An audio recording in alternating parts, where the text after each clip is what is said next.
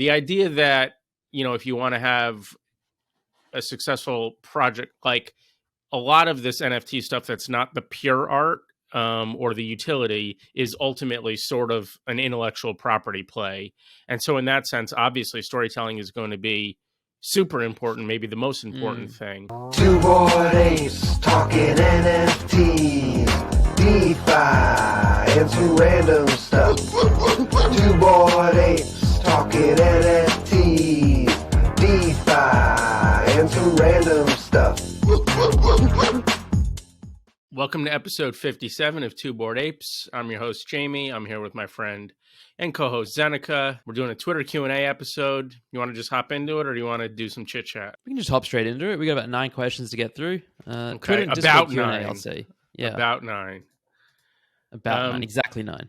The first question comes from TDF. TDF says, why do you think the storytelling NFTs narrative is trending right now, and what storytelling NFT projects do you know of that have the most potential? I wasn't super aware that storytelling NFTs is trending right now. I've seen more projects kind of pop. I think like starting with Goblins, they were very narrative driven, and we'd seen a few examples before then, but I don't know. I guess in recent times, I don't see too many storytelling NFTs myself, but I'm pretty disconnected. What about you?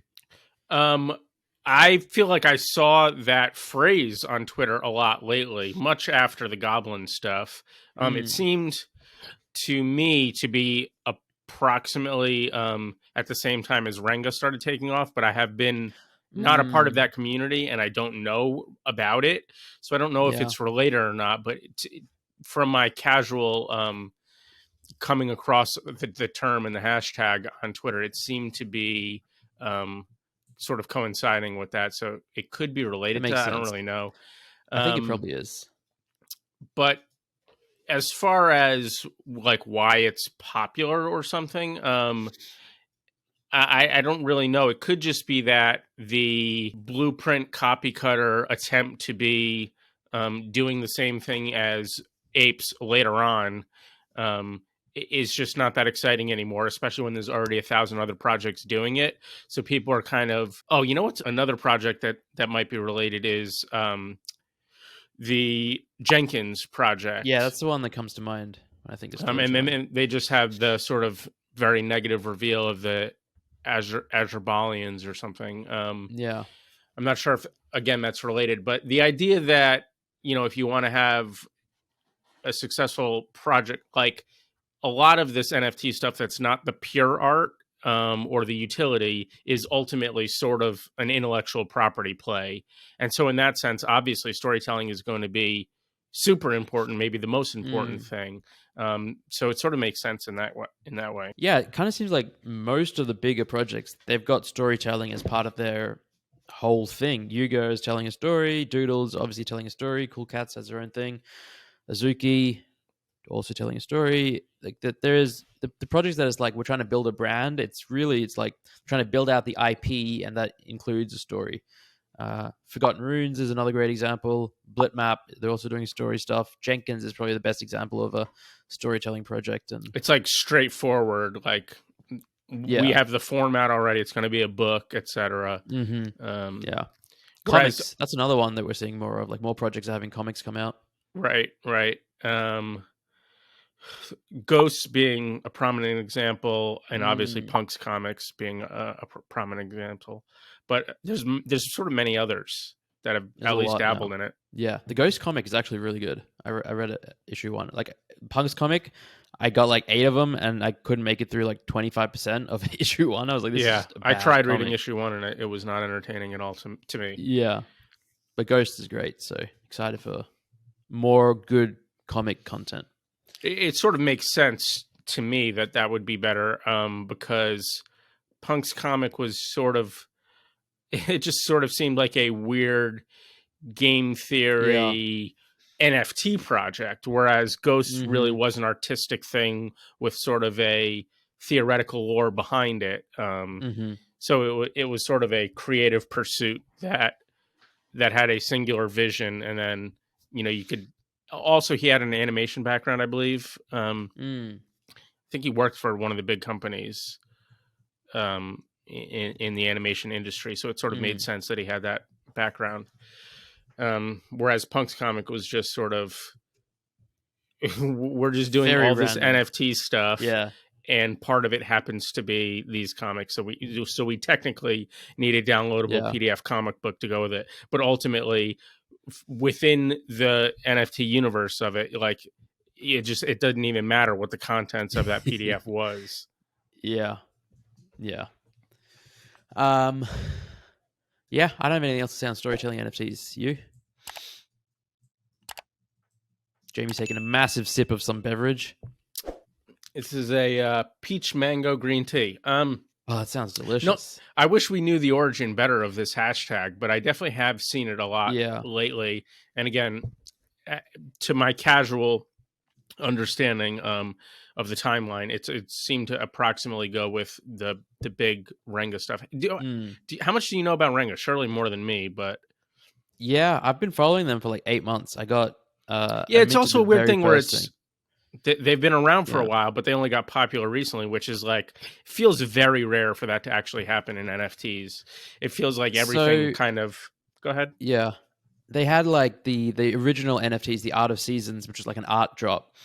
And it effectively, from then, that they airdropped all those holders these black boxes, which then revealed into the PFPs. So like the PFPs themselves have only been around for a few weeks now, and that's why it's taking off. But before that, it was like an art project that they rewarded the holders of. And I think we've seen a few cases like that.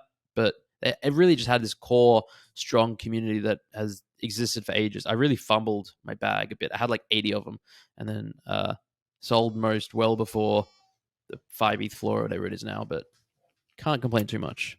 Yeah. I saw the Art of Seasons NFTs a lot more recently on NFTFi, and I was like, I don't even really know what this is. So that's kind of nice to know where that came from. Yeah. Next question. The Axe says, when bull? Question mark, question mark, question mark, question mark. Jamie, when is the bull market coming back? Please tell us. We don't do financial advice on this podcast. We know that. Nobody knows, right? That's the simple answer.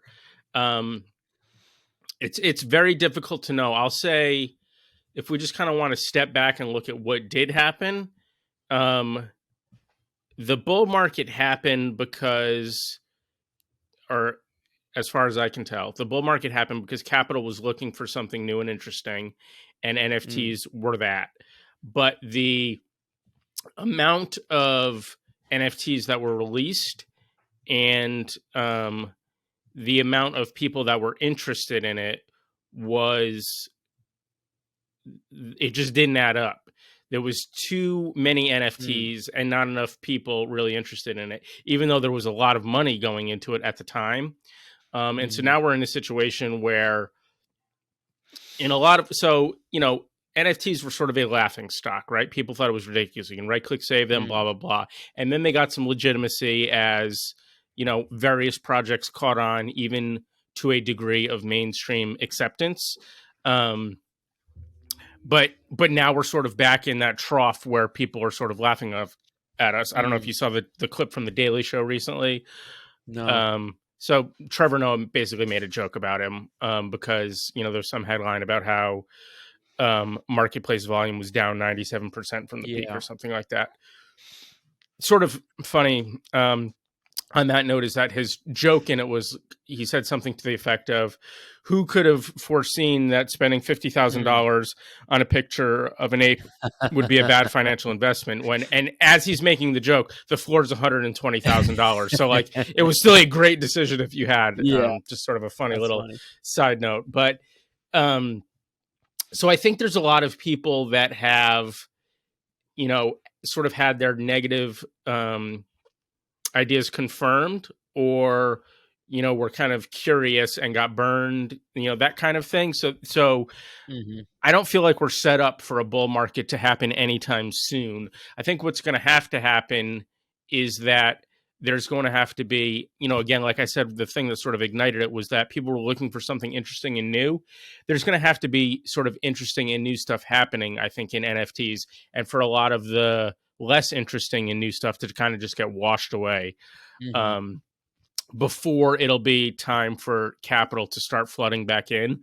Now, ultimately, sort of the good thing to me, if you're interested in NFTs getting price appreciation, is that the pool of global assets is absolutely enormous, and NFTs are microscopic. So you only need, 1/10,000th of all the capital that gets made from selling a little bit of equities or whatever to find its way to NFTs for things to really get crazy.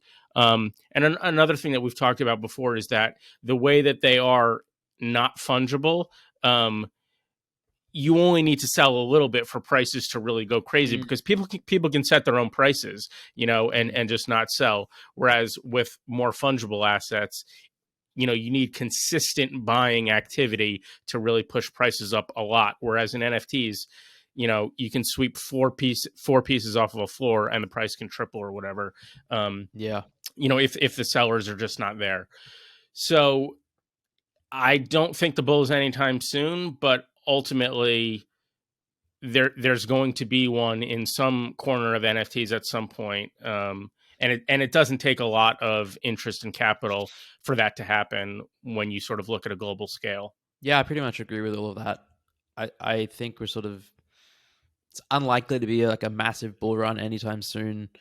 I'd be happy if we just sort of trend sideways for the next 18 months. Like, to me, that's a pretty good result, because we could go a lot lower still. Like, macro is awful, and there's a lot that could go wrong. And if that happens, I'm like, all right, that's a pretty good result at the end of it. And I think we'll start to see we probably won't. I don't think we'll ever see, like, the next bull run is going to look nothing like the previous one, and we'll never see this whole entire space-wide mass flurry of prices going up. It'll probably be more segregated in individual pockets, and we already started to see that a bit. But say a generative art might explode, and then apes and punks and PFEs will have absolutely very little effect. Maybe not nothing, but a lesser correlated effect. And for a while in the last bull, it very much was a thing where NFTs were sort of an asset class all their own.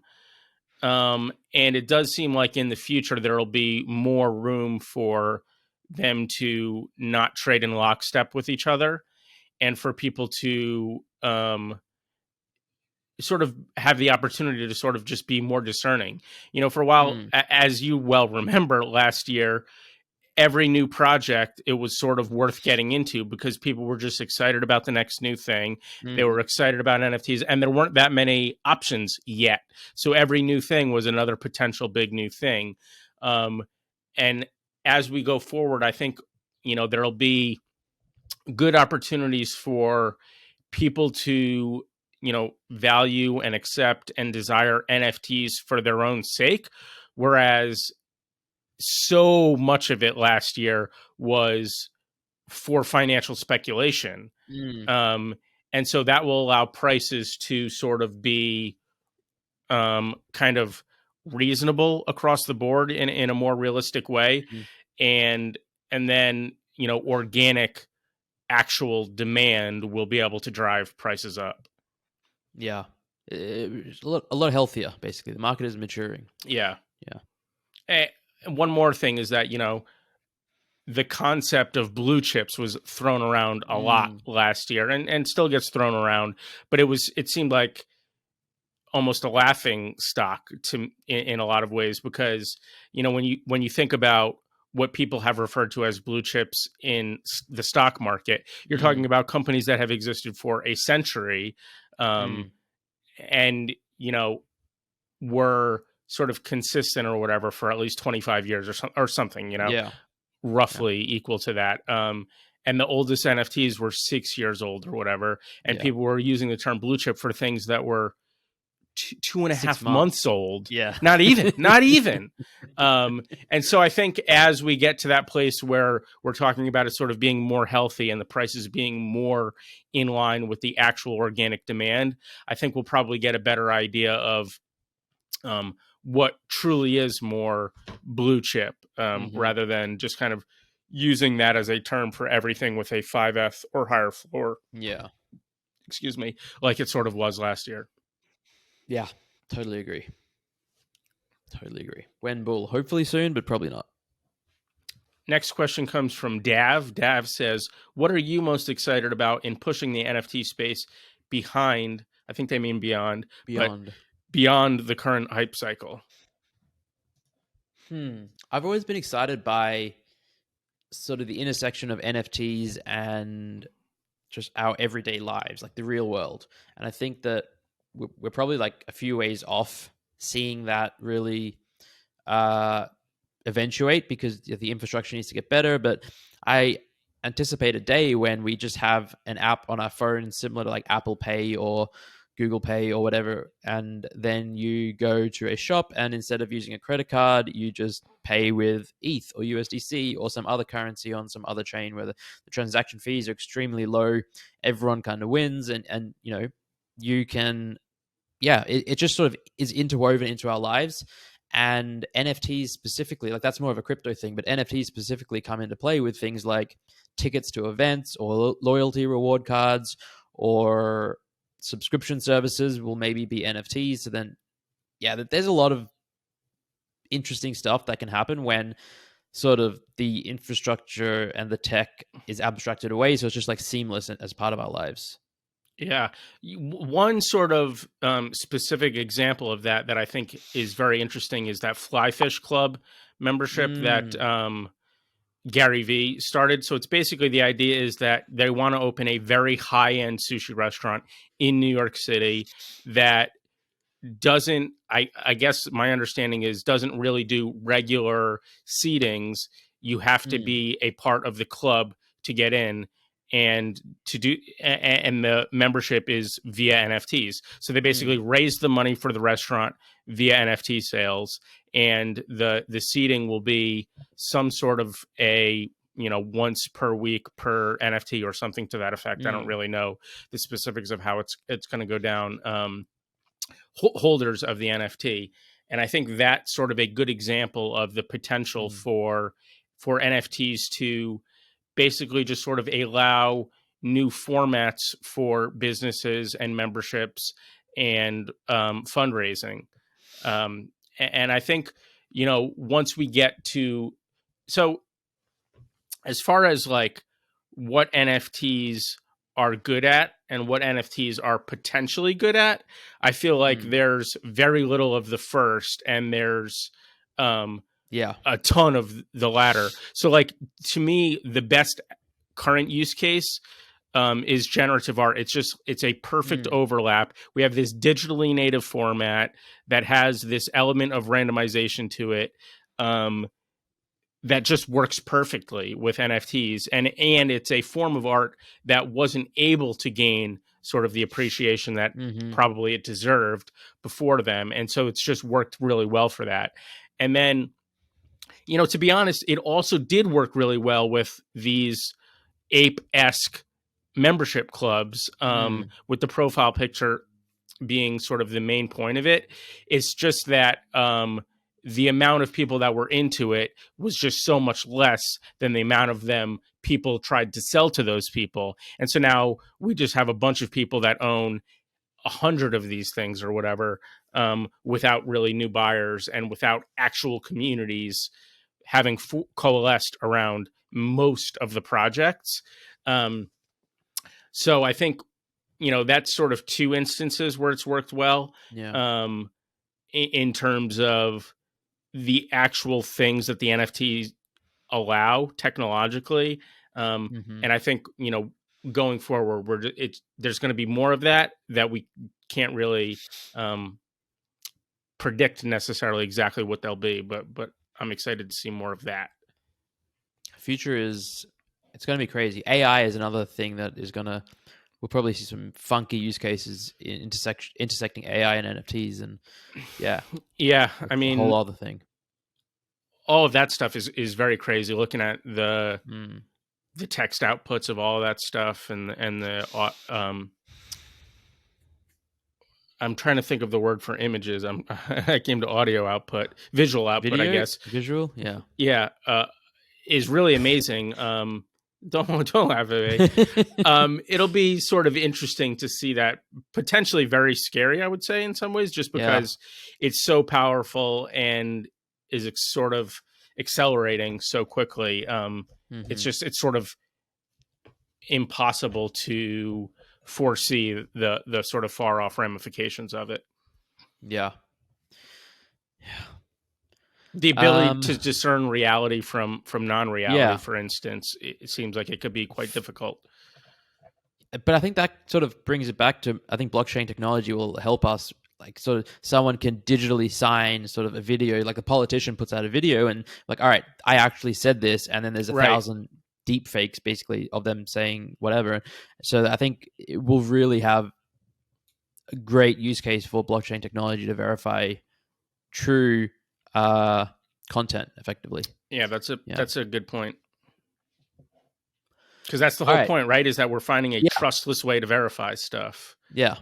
Crypto Trader says, what's one project currently under 0.1 ETH that you're bullish about and think will do well when the market rebounds? Take us to riches. Is there anything that comes to mind for you? I would say not specifically, no, but I do think that in general, if you're looking for things that are that cheap that you want to do well, I think FX Hash is probably the best place to be looking, because, once a week or once or twice a month, they're having some project that people love that, ends up being a big multiple of the mint price. Again, and also a mint price that is generally 0.1 or much less F, even though it's in TES, but equivalency in US dollars. And so there's just a ton of actual options in that price range there. And again, it's also a thing, we have a lot of people in the NFT space that talk about sort of execution risk, right? When you're doing these NFT projects where you're promising this, you're promising that, there's just a lot of potential for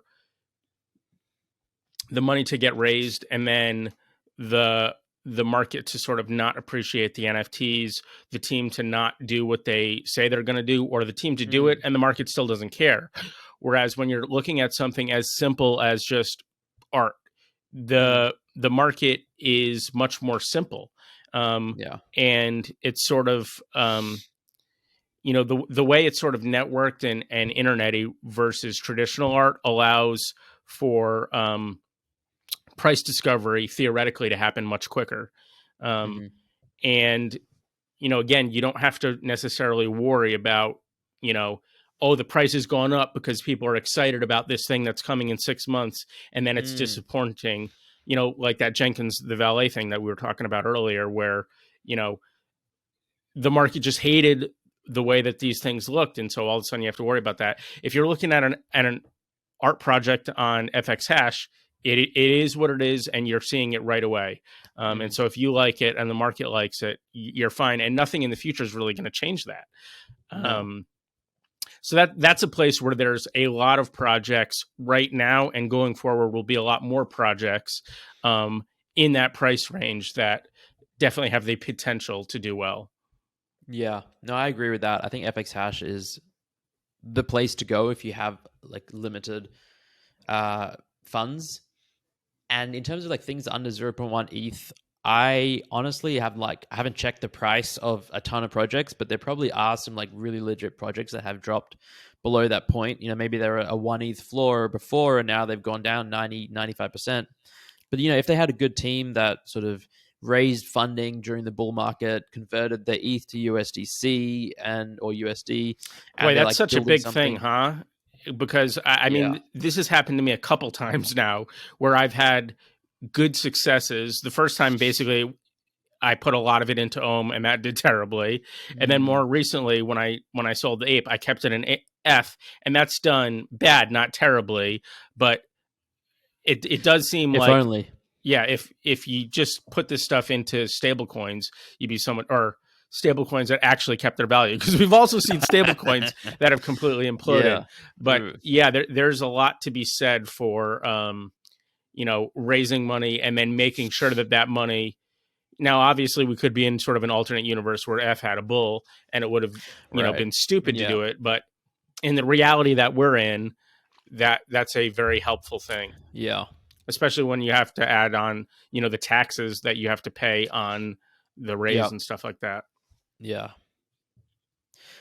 Crypto Trader had a second part to their question. Also, what are your thoughts about the future of commemorative NFTs for all manner of events and historic occasions? I feel it is a massive use case for NFTs. I think kind of that's they're talking about like a POAP when a big event happens. Yes. So the first thing that comes to mind is the merge. Oh crap! I didn't get my merge POAP.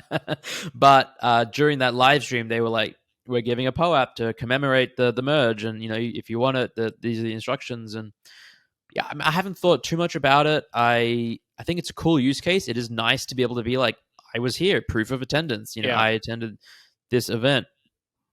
Yeah, so I mean, I think it is a big use case. What do you think? I definitely do as well. Now, you have an iPhone or an Android? iPhone. So how often does it just? I have an Android, but it very regularly will just kind of go, a year ago you did this and show you photos and stuff like that.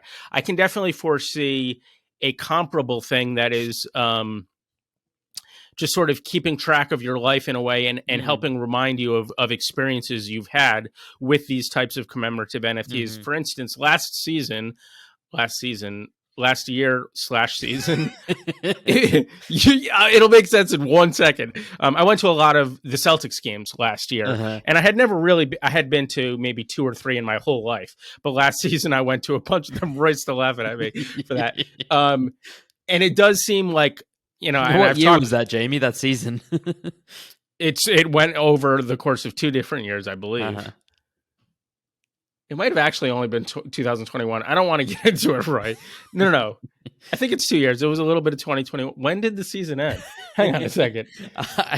It doesn't matter. It doesn't matter. Yeah. The point is, and I have talked about this before, possibly you have as well, that these big fandoms from all these sports teams are sort of a great market for this sort of thing, and we've definitely seen a bunch of them dabbling in it, and I could definitely see them doing it more. People like to sort of save their ticket stubs and stuff like that for events that they go to, and that's all fine and good. But in the same way we've talked about where it's so much, in some ways, preferable to collect art in NFT format versus in print format, because it's just, you only have so much wall space, you only have so much storage space. It's nice to have these things that you don't have to worry about where they are and where to put them and where to display them when it's a digital thing and you have sort of infinite space. Let alone like storage, making sure that the quality stays the same. Like quality degradation. For whatever reason, if I saw a movie, I'd keep the movie ticket for and then I'd look at it in my wallet and it was just like the ink would fade and it was just plain white. And I was like, well, I guess I'm getting rid of this. And yeah.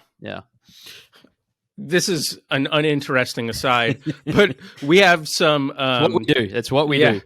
We have measuring spoons and pretty exciting stuff, right? But we have some metal ones and some plastic ones. This is taking longer than I was thinking it was going to take. But the plastic ones, the writing on them is like all but gone, and so I can't tell the difference between the 1 teaspoon and the half tablespoon one because there's literally no writing on it. So I have to compare them and tell the size. But you should be able to hold up one measuring spoon and know what it is. I have to look at the two of them next to each other and go, okay, the big one is the half tablespoon, the smaller one is the 1 teaspoon, which is pretty annoying. And then if one of them is dirty, you're just fucked. You'll never know what it is. That's a little bit of the random stuff from the theme song. The intro. Yeah. What were we talking about? Commemorative NFTs.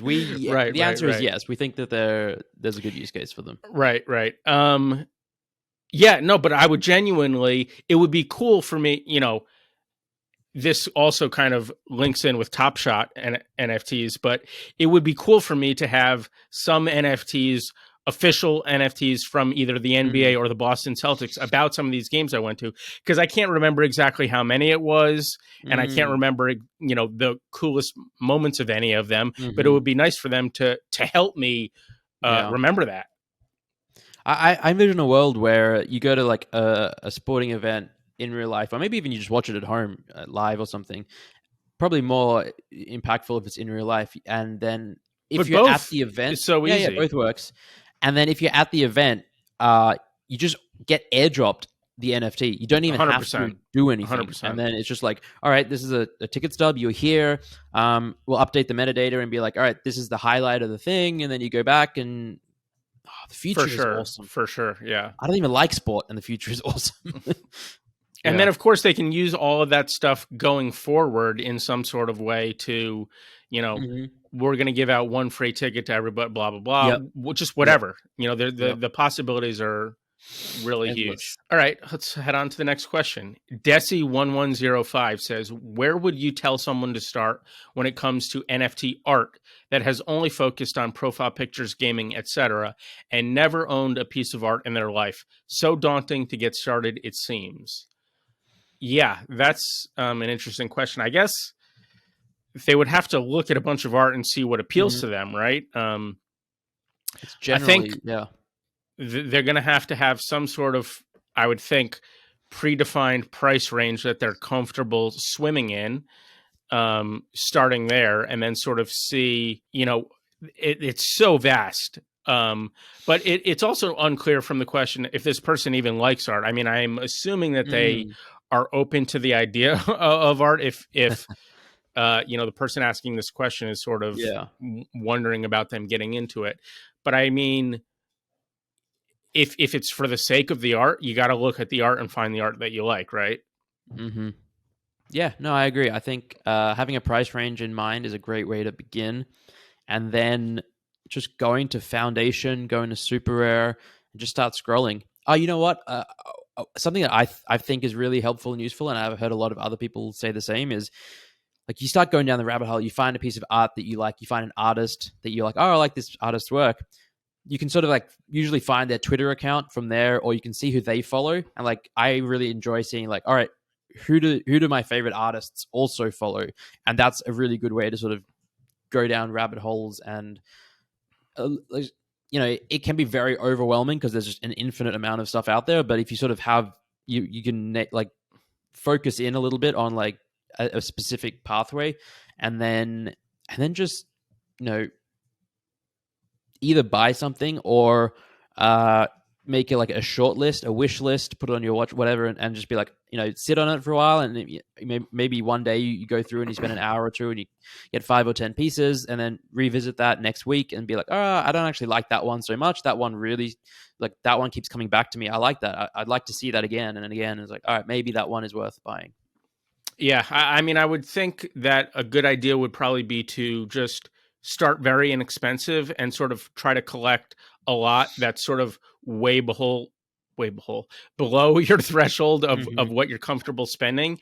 And then, you know, as you explore more of it, sort of like you're talking about, you can kind of see the things that you go, ooh, I would really like to get one of those later, but right now I don't necessarily feel comfortable spending that much on it. And then you can kind of maybe wait for market pullbacks, or wait to see if you have some sort of financial success anywhere in life that allows you to feel comfortable spending that kind of thing.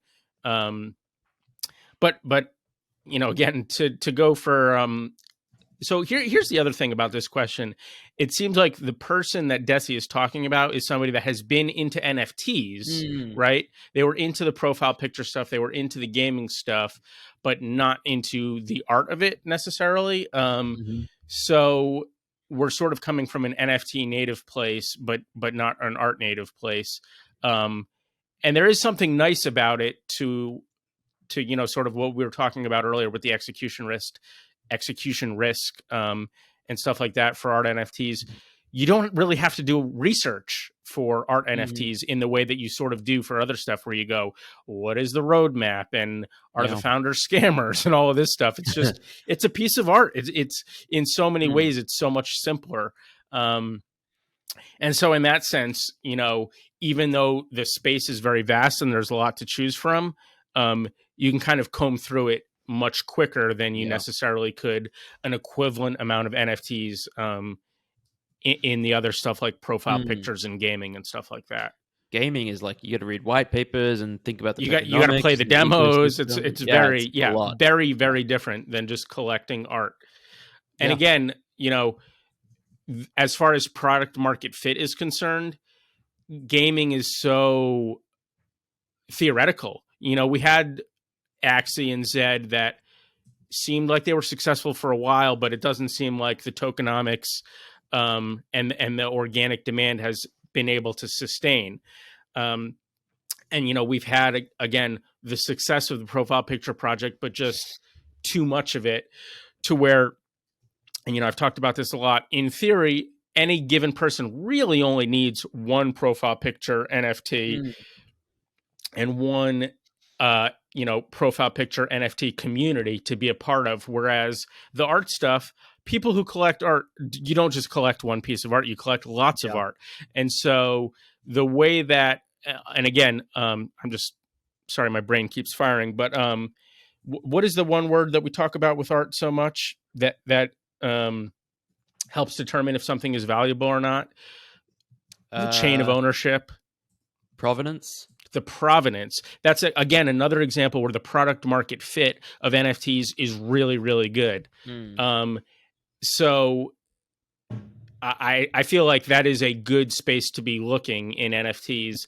And the market, I feel like, has shown that over time, that the pure art stuff is able to sustain in a way that a lot of the other stuff isn't.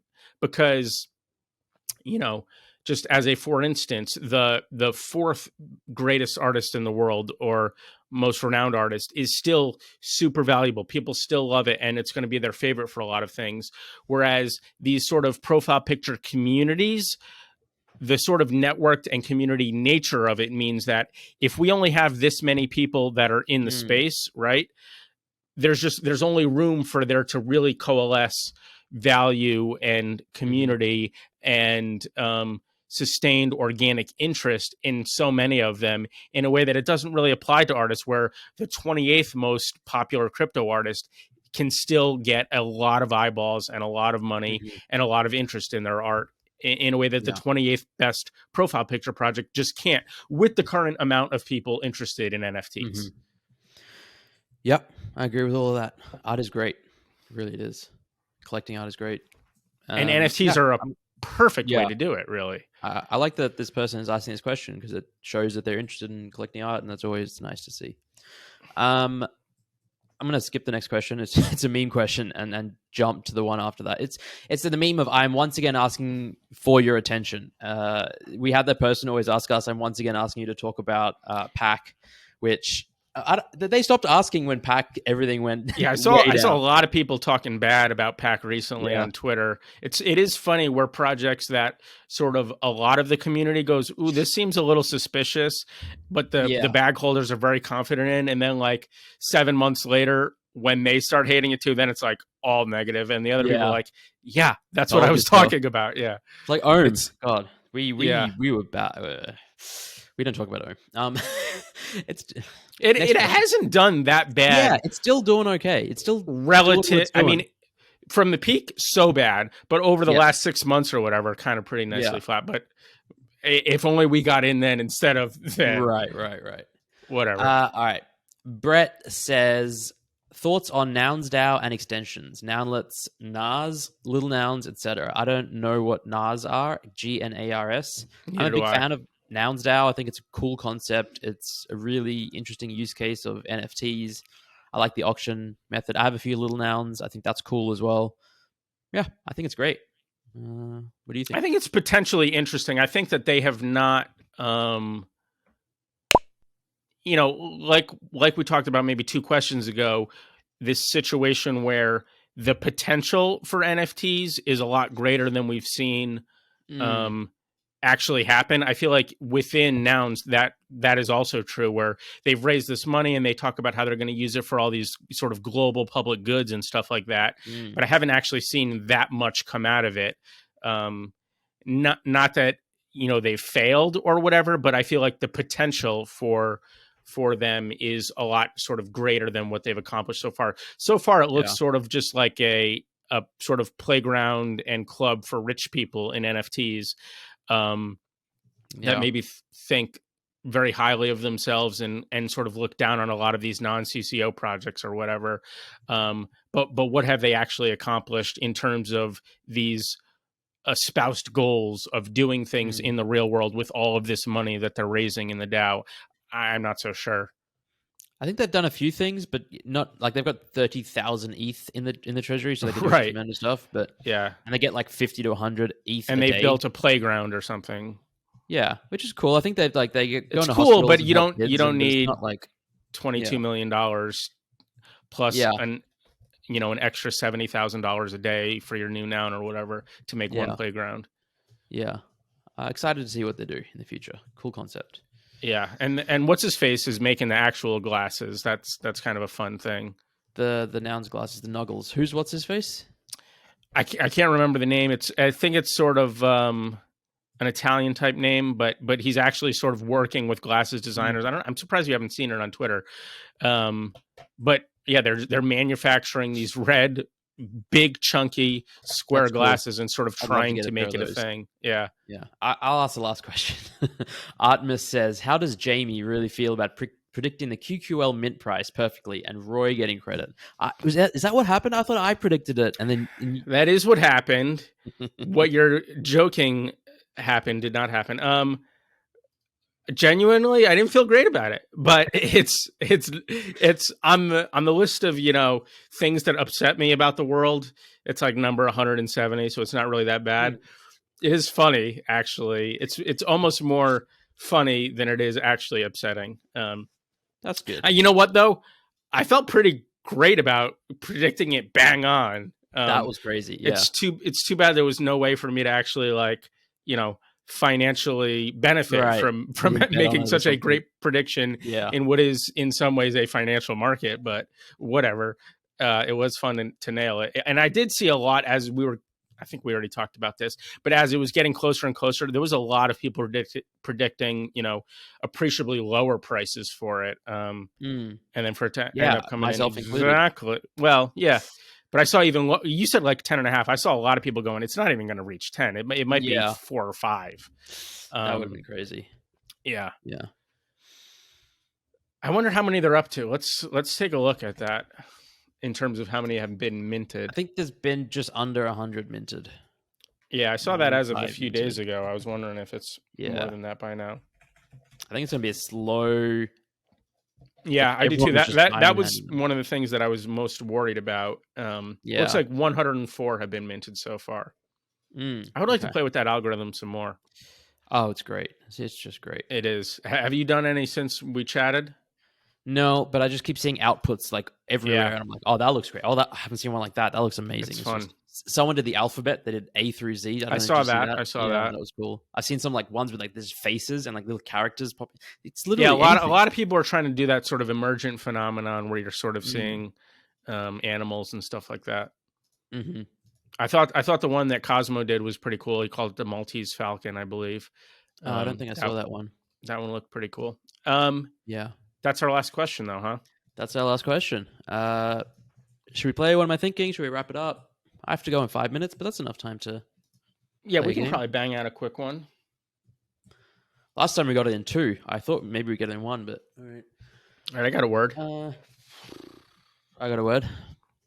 3, 2, 1. Lint. Nail clipper. Lint and nail clipper. Lint and nail clipper. Okay, I got a word. Sure. 3, 2, 1. Cleanliness. Utensil. Cleanliness and utensil. Ooh, I got a good word, I think. Cleanliness and utensil. Sure. This, by the way, reminds me of a funny Jamie and Roy story that we can talk about in a minute. 3, 2, 1. Napkin. Loofah and napkin. Okay. Boy, cleanliness would be a great word to say right now. Yeah. I guess I got a word here. I got one. Yeah. 3, 2, 1. Towel. Soap and towel. Okay. We got 3, 2, 1. Shower. Shower. Nice. What's The story was when I wiped my mouth with trash. It came up. Kayla was laughing at me the other day. It came up. I don't remember how, but it was. We were walking down the street. No, Jamie had just Roy's going to eaten tell a it cake. in a biased way that makes it sound No. worse. I'll be as unbiased. We had just went to a bakery, and Jamie got some nice cake pastry thing, and a slice of cake. I didn't get a cake. I got a slice of It's cake. a small thing. In a box. Ate it, threw it away. Had like something on his mouth. Looks around, doesn't have anything. There's a garbage can nearby. He's like, "Oh, and just pulls out. I don't know what it was. A napkin, a piece of paper. Is like wipes his mouth. It was now. Here's what happened. Now let's be clear though. This was a bin, as you might call it in Australia or like the UK. I would call it a trash can. It was a little bit overflowing, and on the top of it, clearly somebody had gotten way too many napkins at a restaurant. I love defending myself for wiping my mouth with trash, but here we go. And they had what must have been 7 napkins in a row, completely unused, right on the top of it. So I took one of these. I did not remember it like that. Well, yeah, you weren't the one grabbing it and wiping your mouth with it. You were the one just mocking me. Yeah. But anyway, it's a funny story. Me of the Seinfeld episode where George gets the eclair above the rim. Yes. That is very much what it reminded me of. To refuse is still refuge. yeah. Refuse. Refuse. All right. This has been. Hit the like button, thumbs up, subscribe. Appreciate all it. that good stuff. Leave a review, a rating. Follow us on Twitter. Donate blood. Don't litter. Be a good human. Right. Yep. And we'll see you next week. Yep. Bye. Thanks for listening. Bye.